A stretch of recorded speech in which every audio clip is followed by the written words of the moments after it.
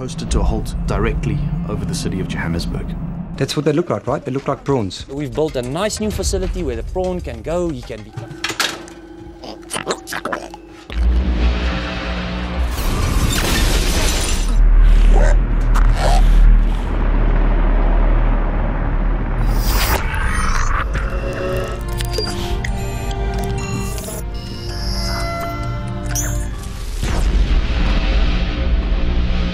Halo semuanya, selamat datang kembali di channel Ruang Film, sebuah informasi untuk kalian penikmat konten spoiler. Oke, di video kali ini kita akan membahas film berjudul District 9. Film ini menceritakan tentang alien yang entah dari mana asalnya terdampar di bumi dan tidak bisa pulang gara-gara pesawatnya kehabisan bensin. Tanpa berlama-lama, mari kita langsung masuk aja ke pembahasan filmnya. Film dibuka dengan memperkenalkan seorang pria bernama Wikus Witoto. Dia adalah karyawan perusahaan keamanan swasta yang disebut MNU atau Majelis Nasional United di bagian Departemen Urusan Alien. Sekitar 20 tahun yang lalu, tepatnya tahun 1982, sebuah kapal angkasa raksasa melayang di atas kota Johannesburg, Afrika Selatan. Namun setelah 3 bulan diamati, tidak terlihat tanda-tanda aktivitas di kapal angkasa tersebut. Pemerintah akhirnya memutuskan masuk ke dalam mencari tahu apa yang terjadi pada kapal angkasa tersebut. Dan ternyata terdapat ribuan alien di dalam kapal dalam keadaan memprihatinkan. Mereka kebingungan, kelaparan, dan terlihat tanpa tujuan. Atas nama kemanusiaan, pemerintah akhirnya menurunkan alien yang jumlahnya kurang lebih 1 jutaan itu, lalu menempatkan mereka di penampungan sementara tepat di bawah kapal angkasa yang disebut dengan District 9. Demi keamanan, area tersebut diberi pagar dan diawasi langsung oleh pihak militer. 20 tahun sejak kedatangan mereka, area tersebut berubah menjadi perkampungan kumuh. Mereka tidak memiliki tatanan sosial dan jumlah mereka bertambah banyak setiap tahunnya. Karena hidup berdampingan dengan manusia, sedikit demi sedikit alien itu mengerti bahasa manusia. Semakin lama keberadaan mereka semakin meresahkan. Warga menganggap upaya pemerintah memberi mereka makan hanyalah tindakan menghambur-hamburkan uang, di saat masih banyak warga yang kelaparan di negara tersebut. Saking jengkelnya, warga menyebut mereka dengan istilah prawn atau udang karena fisik mereka yang terlihat seperti udang. That's what they look like, right? They look like prawns. 1.8 million prawns. Semakin lama dibiarkan, masalah pun semakin berlarut-larut. Terjadi bentrokan antara warga sipil dengan alien udang. Bahkan tak jarang mereka melakukan perusakan pada fasilitas umum. Para warga pun berdemo mendesak pemerintah memindahkan District 9 dari area pemukiman. Mereka juga mempertanyakan kenapa pemerintah tidak mengusir dan membiarkan mereka tinggal di planet bumi. They must just go. I don't know where they go. The aliens are here to stay. The aliens will not be able to go home. Sebagian peneliti menyebut kapal itu terdampar karena kehabisan bahan bakar. Dalam sebuah rekaman rahasia, terlihat ada sebuah benda yang kemungkinan modul kapal angkasa jatuh ke bawah. Tidak ada yang tahu apakah modul itu jatuh dengan sendirinya atau memang sengaja dijatuhkan. Peneliti sudah mencari benda itu bertahun-tahun tapi tidak pernah menemukannya. Karena terus mendapat tekanan dari masyarakat, pemerintah akhirnya membangun tempat penampungan baru yang jaraknya kurang lebih 200 km dari kota Johannesburg dan akan memindahkan alien udang yang jumlahnya kurang lebih 1,8 juta ekor itu ke sana. Pemerintah kemudian menggandeng MNU untuk melaksanakan operasi pemindahan tersebut. It is to move 1.8 million prawns. Kepala MNU, Pete Smith, menunjuk Wikus yang gak lain adalah mantunya menjadi kepala penanggung jawab operasi tersebut. Wikus van der Merwe. Operasi pemindahan ini akan dilaksanakan dengan damai. Wikus sudah menyiapkan formulir untuk ditandatangani para prawn. Segera, Wikus ditemani tentara militer mendatangi District 9. Operasi MNU menjadi perhatian awak media. Banyak warga berharap misi tersebut berhasil demi mengembalikan kedamaian seperti sedia kala.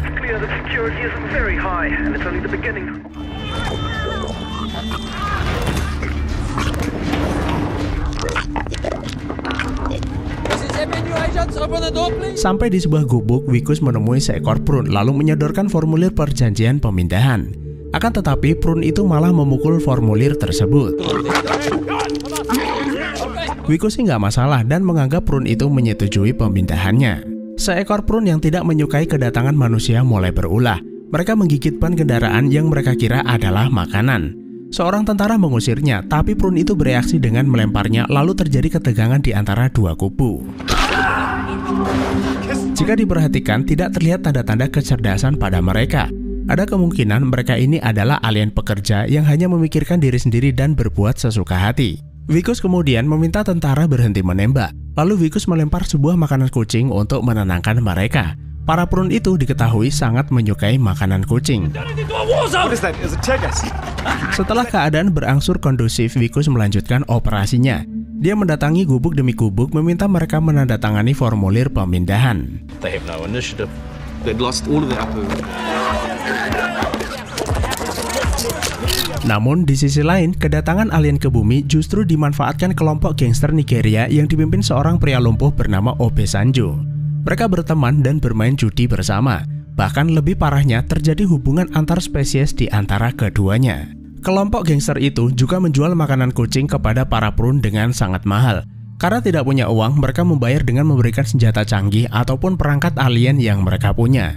Meski ada banyak warga alien berkumpul dengan para gangster itu, Vikus tidak ingin berurusan dengan Obasanjo, yang bisa saja membuat situasi menjadi semakin tidak kondusif.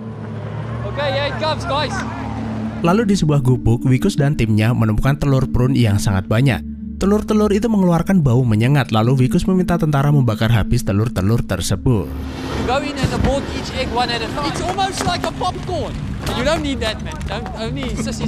Tak jauh dari tempat itu, mereka menemukan senjata alien. Senjata-senjata tersebut sangat powerful, hanya tembakan kecil tapi menghasilkan ledakan besar.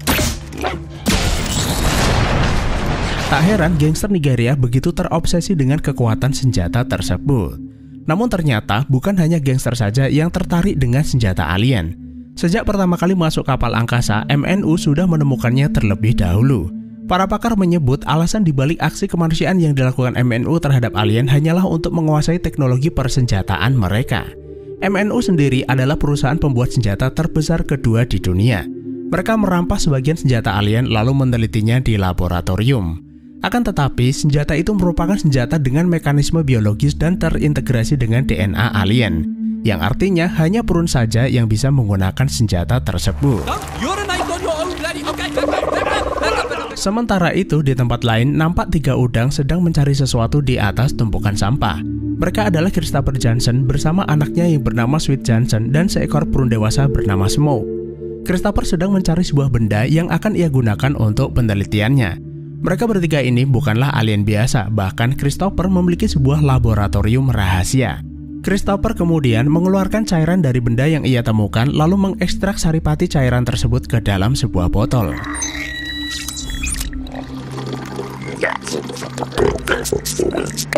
Di saat yang bersamaan, Vikus datang ke tempat tersebut. Christopher meminta Smoke menemui mereka dengan sopan, sementara dia akan menyembunyikan cairan hasil kerja keras mereka selama 20 tahun terakhir ini. Akan tetapi, Smoke malah bertingkah yang membuat Vikus curiga. Vikus memeriksa ke dalam lalu menemukan laboratorium Christopher. Sialnya, Vikus juga menemukan tabung berisi cairan yang mereka sembunyikan. Lalu tanpa sengaja, cairan dari dalam tabung itu muncrat lalu mengenai wajah Vikus. Vikus menganggap tempat ini berbahaya lalu memanggil bantuan. So we just check that in. Menyadari dirinya dalam bahaya, Smoke menyerang Vikus dan tentara sebelum akhirnya tentara itu menembak mati Smoke. Did you see how fast that prune was, Trent? Yeah, he was fast. Akibat serangan itu, tangan kiri Vikus terluka. Meski begitu, Vikus tetap melanjutkan misinya. Melihat Smoke dibunuh, Christopher mengajak Sweet pulang ke rumah. Namun, tanpa ia ketahui, Vikus sudah ada di depan rumahnya. Christopher Johnson. Lalu ia menyodorkan formulir pemindahan. Christopher menolak. Dia menganggap pemindahan itu ilegal dan meminta Vikus menunjukkan surat resmi pemindahan. Sign the fucking paper. Vikus menyadari Christopher adalah prune cerdas, lalu memperingatkannya bahwa para prune tidak punya izin berkembang biak. Dia melihat Sweet anaknya bermain-main di depan rumah. Lalu di dalam, Vikus melihat ada banyak perangkat elektronik. Ia meminta tentara mengawasi dan menjaganya. Udang yang satu ini bukanlah udang biasa. Namun tiba-tiba Vikus muntah-muntah. Tubuhnya demam dan tentara terpaksa membawanya pulang. Di perjalanan, Vikus mendadak lapar lalu meminta supir berhenti di sebuah warung burger. Terlihat Vikus memakan burger itu dengan lahap. Lalu dari hidungnya menetes cairan berwarna hitam dan Vikus pun buru-buru melanjutkan perjalanan. Sampai di kantor, Vikus semakin meriang. Wikus pergi ke kamar mandi, melihat ke cermin lalu menggigit kuku jarinya sampai copot. Sekilas adegan ini mirip dengan film The Fly yang saya bahas kemarin, di mana Brundle melihat ke cermin lalu mendapati kukunya terlepas satu persatu. Menyadari tubuhnya sedang tidak baik-baik, Wikus bergegas pulang ke rumah. Tapi sampai di rumah, semua orang berkumpul lalu memberi selamat atas promosi jabatannya. Di sela-sela perayaan tersebut, Smith meminta Wikus lebih berhati-hati saat menjalankan tugasnya. Terlalu banyak alien mati yang bisa mengancam operasi MNU. Jika terpaksa, dia akan memecatnya. Wikus yang sudah merasa sangat pusing muntah di hadapan banyak orang lalu pingsan.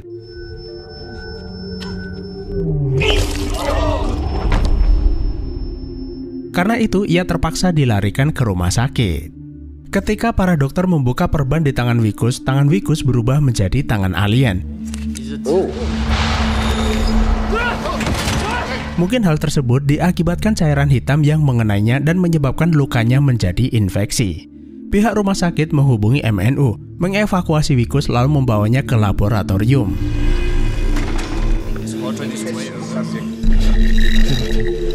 Setelah 16 jam observasi yang menyakitkan, mereka memastikan bahwa DNA Wikus terkontaminasi DNA prune. Bukannya memikirkan bagaimana cara mengobati Wikus, petinggi MNU malah membawanya ke ruang uji coba senjata alien. Dan senjata itu pun berfungsi dengan sempurna. Para petinggi MNU kegirangan lalu menguji semua jenis senjata yang mereka dapat, bahkan menjadikan seekor prune sasaran uji coba senjata. Mereka menyebut kalau Wikus saat ini dalam tahap metamorfosis. DNA prune ada di dalam tubuhnya. Entah bagaimana hal itu bisa terjadi, namun dalam waktu dekat dia akan berubah menjadi prune. Tapi apa yang terjadi pada Wikus tidaklah penting, melainkan apa yang bisa mereka manfaatkan dari perubahan tubuh Wikus. Dan mereka bisa menghasilkan jutaan dolar dari teknologi senjata biologi ini. Bahkan mertua Wikus tidak peduli. Dia lebih memilih uang lalu membohongi Tania, istri Wikus, kalau dia sudah meninggal. Ketika para dokter hendak membedah tubuh Wikus untuk meneliti organ tubuhnya, Wikus berontak lalu mengobrak-abrik lab lalu kabur keluar. MNU kemudian mengerahkan militer mencari Wikus. Mereka juga memberitakan kaburnya Wikus dan meminta masyarakat waspada jika bertemu dengannya. Wikus difitnah melakukan hubungan terlarang dengan prune yang menyebabkan tubuhnya terinfeksi penyakit menular. He wasn't gonna get that as a fugitive. Dalam pelariannya, Wikus yang kelaparan memakan apapun yang dia temukan sambil menutupi tangannya. Lalu Wikus menelpon beberapa temannya untuk meminta bantuan. Tapi setelah melihat berita di televisi, mereka mengabaikannya. Wikus kemudian mampir ke warung burger untuk membeli makanan. Tapi sialnya, kedatangannya bersamaan dengan siaran berita kaburnya Wikus.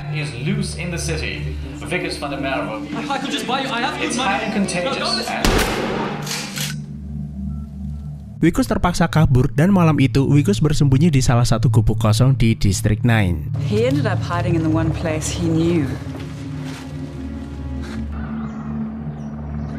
Keesokan paginya, Wikus mendatangi gangster Nigeria yang lagi jualan kebab untuk para prune. Dia ingin membeli beberapa makanan kucing, dan saat memakannya, giginya copot. Halo? Baby, is it you? Sesaat kemudian istrinya menelpon. Dia bertanya di mana Wikus. Ia sangat mengkhawatirkannya, terutama setelah melihat televisi yang memberitakan dirinya terkena penyakit alien. Wikus meminta Tania tidak mempercayainya. Semua berita itu adalah bohong. Tapi Tania lebih mempercayai berita itu setelah melihat keanehan pada tubuhnya. Wikus menjadi sangat depresi, lalu mengambil sebuah kampak untuk memotong tangannya. Tapi Wikus mengurungkan niatnya dan hanya memotong salah satu jarinya. Melihat helikopter berdatangan, Wikus mencari rumah Christopher. Dia tahu kalau udang itu adalah alien cerdas lalu meminta bantuannya. Setelah melihat tangan aliennya, Chris mengetahui kalau Wikus tercemari cairan rahasia buatannya. Lalu ia bertanya di mana tabung miliknya. Wikus ingat kalau tabung itu disita MNU saat dia dibawa ke laboratorium. Chris berkata tabung itu berisi cairan organik khusus yang akan digunakan sebagai bahan bakar kapal angkasa. Selain itu, kapal induk mereka punya peralatan medis canggih. Jika mereka bisa mendapatkan tabung itu, Chris bisa menyembuhkannya. Lalu Wikus bertanya kenapa tidak membuatnya lagi. Sayangnya cairan itu sangat sulit dibuat dan mereka butuh 20 tahun lamanya hanya untuk membuat satu tabung. Tidak ada pilihan, satu-satunya cara hanya menerobos markas MNU lalu mengambilnya. Malam harinya, Wikus merasa metamorfosisnya berlangsung lebih cepat dari yang diperkirakan.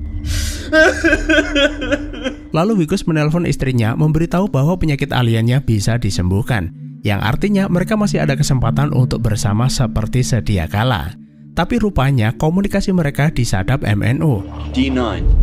Mereka melacak posisi Wikus dan mengetahui kalau ia berada di District 9. Wikus kemudian tanpa sengaja menguping pembicaraan Chris dan Sweet. Mereka putus asa menyadari mereka tidak bisa pulang dan akan direlokasi ke tempat penampungan baru. Wikus berjanji kalau dia akan mendapatkan tabung itu kembali dan berharap mereka bisa pulang ke planet asalnya. You can go home. I know where we can get weapons. Esok paginya, Wikus menemui Obe Sanji. Dia ingin membeli beberapa senjata prun yang mereka dapatkan sebelumnya. Akan tetapi, mereka tidak tertarik dengan uang. Mereka lebih tertarik pada perubahan tubuhnya. Obe Sanji memerintahkan anak buahnya menangkap lalu memotong tangannya. Dia ingin memakannya agar dirinya juga bisa berubah seperti dirinya. Wikus kemudian mengambil senjata alien yang ada di dekatnya lalu menembak salah satu dari mereka. Senjata itu sangat mengerikan dan membuat para gangster itu ketakutan. Setelah itu, Wikus memberikan senjata yang ia rampas kepada Christopher lalu menyerbu kantor MNU.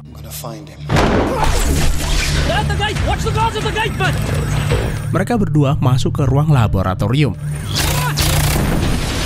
Christopher melihat saudara sebangsanya banyak yang dijadikan subjek penelitian.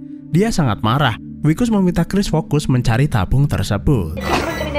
Setelah mendapatkan tabung itu, Wikus mencuri kendaraan militer lalu kembali ke District 9.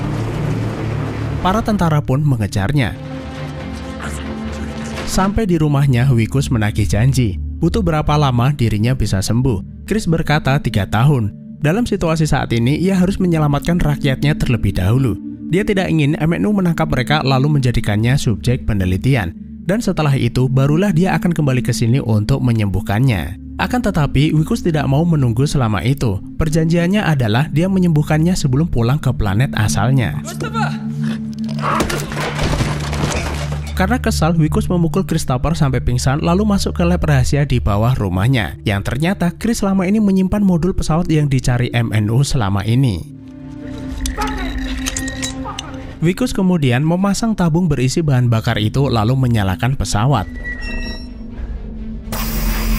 Sementara pasukan MNU sudah mengepung. Tiba-tiba rumah bergetar. Wikus hendak menerbangkan pesawat itu menuju kapal induk, tapi hanya sekali tembak pesawat itu berhasil dijatuhkan. MNU akhirnya menangkap mereka berdua, sementara Sweet lolos dari pantauan karena bersembunyi di dalam pesawat. Ketika rombongan tentara akan meninggalkan District 9, gangster Nigeria menghadang lalu menyandara Wikus. Mereka masih ngotot ingin memotong lengannya demi mendapatkan DNA prun. Akan tetapi tentara MNU datang menyerbu, lalu terjadi adu tembak di antara mereka. Sementara Sweet di dalam pesawat mengotak-atik komputer lalu mengaktifkan kapal induk dan robot alien yang berada di markas gangster.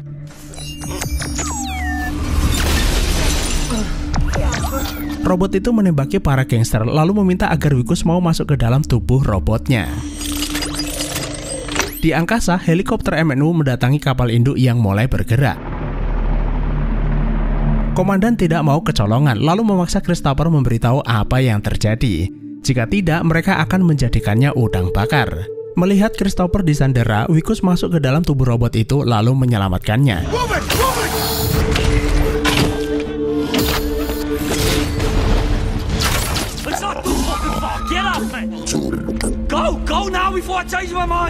Christopher dan Sweet segera masuk modul pesawat, lalu mengaktifkan mesin teleport untuk membawa mereka naik. Christopher menghubungi Wikus. Ia berjanji akan datang kembali 3 tahun ke depan untuk menyembuhkannya. Dengan sisa-sisa kekuatannya, Wikus melindungi Christopher dari tembakan tentara MNU. Akan tetapi, karena terus-menerus diserang, robot itu kelelahan dan akhirnya tumbang. Komandan mengacungkan senjata pada Wikus yang sudah setengah berubah. Para prun yang melihatnya menganggap Wikus adalah bangsanya, lalu menyerang tentara MNU. Sampai kapal induk Christopher mengaktifkan sistem navigasi. Dan setelah sekian lama parkir di langit Johannesburg, kapal angkasa itu akhirnya meninggalkan bumi. Meskipun dirinya belum bisa disembuhkan, Wikus tersenyum dan berharap suatu saat nanti Christopher akan kembali ke bumi. Namun masalah yang sebenarnya belumlah usai. Christopher pergi dengan meninggalkan banyak prune di District 9. Setelah kejadian tersebut, jutaan prune yang sebelumnya tinggal di District 9 akhirnya dipindah ke District 10. Dengan populasi hampir mencapai 2,5 juta ekor dan terus bertambah setiap tahunnya. Petinggi MNU juga didakwa atas penelitian ilegal yang dilakukan mereka selama ini terhadap alien udang. Selain itu, banyak orang bertanya di mana Wikus. Ada yang menduga dia ditangkap untuk dijadikan subjek penelitian, namun sebagian lagi berpendapat Wikus sudah meninggal. Suatu hari, Tania menemukan sebuah hiasan bunga di depan rumahnya. Tidak diketahui siapa pengirimnya. Lalu di adegan terakhir film, kita melihat seekor prune sedang membuat hiasan bunga. Yang kemungkinan prune itu adalah Wikus yang sudah sepenuhnya berubah dan akhirnya film pun selesai. Banyak fans berharap lanjutan dari film ini segera dibuat yang diperkirakan akan berjudul District 10. Judul tersebut mengacu pada jutaan prune yang kini tinggal di District 10 dengan populasi lebih dari 2,5 juta ekor. Dalam adegan film, beberapa kali kita melihat gangster Nigeria memakan daging prune ataupun darahnya agar bisa berubah menjadi prune. Dengan harapan mereka bisa menggunakan senjata prune untuk menguasai dunia. Namun tidak terjadi perubahan apapun pada mereka. Sedangkan Wikus berubah gara-gara terkontaminasi fluida atau cairan hitam yang dibuat Christopher selama kurang lebih 20 tahun. Di mana cairan itu akan digunakan Christopher sebagai bahan bakar kapal angkasa. Hal ini berarti semua teknologi yang dimiliki prune dari senjata, kapal angkasa maupun bahan bakarnya mengandung DNA mereka. Mungkin hal itu mereka lakukan agar teknologi mereka tidak disalahgunakan makhluk yang dari bukan bangsanya. Sampai saat ini belum diketahui dari mana asal alien udang tersebut dan apa alasan mereka datang ke bumi. Harapannya film District 10 bisa menjawab semua pertanyaan yang ada di film ini. Dan sebagai penonton, kita berharap studio segera membuat filmnya. Sebelum kita tutup videonya, ada sedikit informasi buat teman-teman mengenai alasan kenapa alien tersebut terdampar di kota Johannesburg, Afrika Selatan. Karena film ini sebenarnya menggambarkan sejarah kejadian pasca apartheid yang terjadi di Afrika Selatan, yaitu menggambarkan isu rasisme, ketidaksetaraan sosial, pengangguran, politik yang kemudian diterjemahkan ulang melalui sebuah film. Salah satu kejadian yang memilukan yaitu ketika pemerintah apartheid merelokasi atau memindah paksa warga yang tinggal di Distrik 6 ke daerah lain di tahun 1982. Seperti yang dilakukan Wikus pada warga Distrik 9. Distrik tersebut bukanlah sembarang distrik, melainkan wilayah bersejarah tempat tumbuhnya warga kulit berwarna. Dan di dalamnya banyak keturunan dari benua lain termasuk keturunan dari Indonesia dan budayanya. Yang akhirnya pengusiran paksa itu menghancurkan perasaan kemapanan dan kesatuan mereka.